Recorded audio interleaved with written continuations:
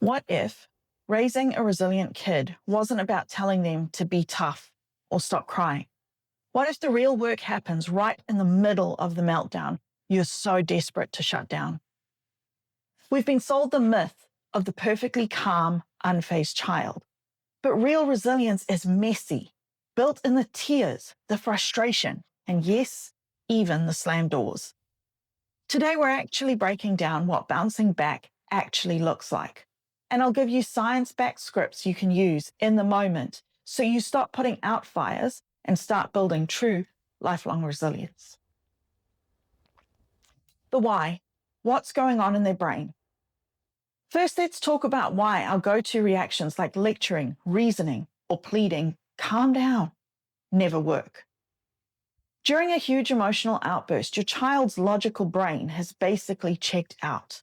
Their survival brain has taken over.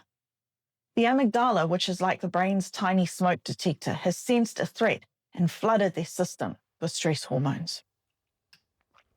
In these moments, their ability to reason is completely offline. It's like trying to have a calm, rational conversation with someone whose house is on fire. It's just not going to happen. And when we shout, punish, or make threats, we're just adding more fuel to that fire, telling their brain that the danger is even bigger. This is why our best attempts to talk them out of it fail.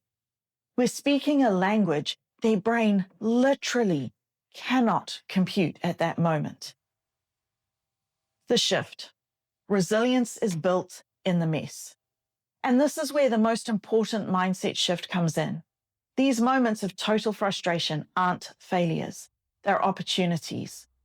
True resilience isn't about avoiding struggle. It's about having the tools to move through it and come out the other side. It's not about being immune to stress. It's about learning how to cope with it. Bouncing back doesn't mean your child instantly stops crying and smiles. It looks like feeling a massive, overwhelming emotion, knowing they are safe and supported while they feel it, and then slowly, gradually returning to a state of calm. That journey from dysregulation back to regulation with you by their side is where the magic happens. You're not just fixing a problem.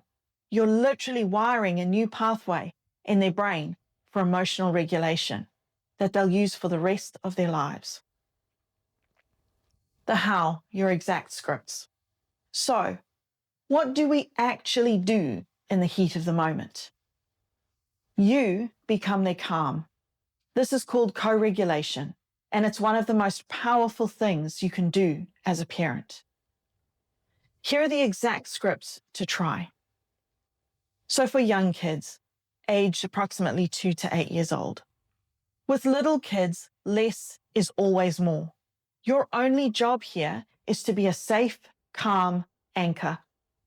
Instead of, stop crying, it's not that big of a deal, try this. Wow, that's a big feeling. I'm right here with you. This validates their emotion without judging it. You're not approving of a tantrum. You're simply acknowledging the giant feeling behind it. Instead of, you're fine, you don't need to get so upset. Try this. This is so frustrating, isn't it? Let's just take a breath together. This gives the feeling a name and offers your presence as the tool to help them calm down, instead of demanding they figure it out alone. For older kids and teens, approximately ages 9 and up. With older kids, the outbursts might look more like angry silence, a slammed door, or a muttered, "I hate everything." They need a little bit more space, but they still need to feel your support. Instead of, "Don't be so dramatic. What could you possibly be this upset about?" Try this instead. "This seems really hard. I'm here to listen whenever you feel like talking." This respects their need for space while leaving the door wide open for connection. It says your feelings are valid and I'm not going anywhere. Instead of, "I'll fix it for you, just tell me what happened." Try this. "You will get through this. How can I support you?"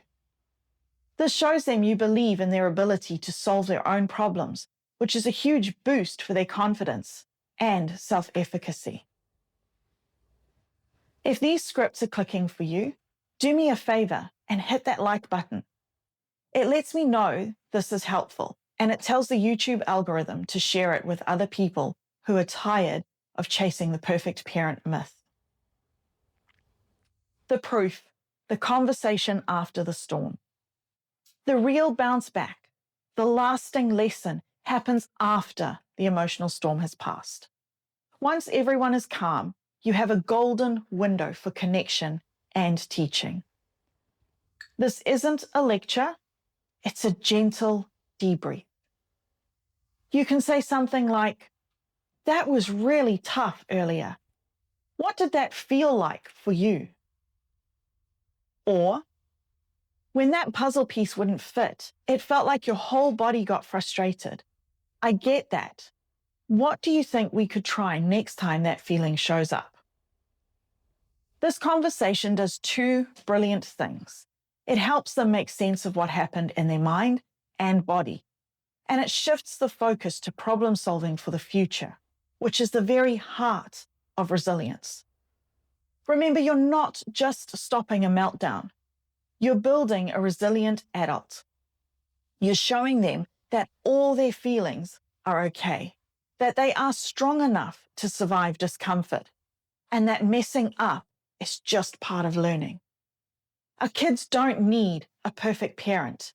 They need a present parent, a real one who shows them how to get through the hard stuff and repair when things go wrong. Success isn't raising a child who never struggles. It's raising a child who knows how to struggle and who knows without a doubt that they are loved through it all. If this message hit home for you, please subscribe. I'm all about practical, science-backed parenting advice that you can actually use. Check out our Patreon page and socials for more resources, and take a look at our Mindful Apparel store to add calm reminders to your everyday life. Links are in the description.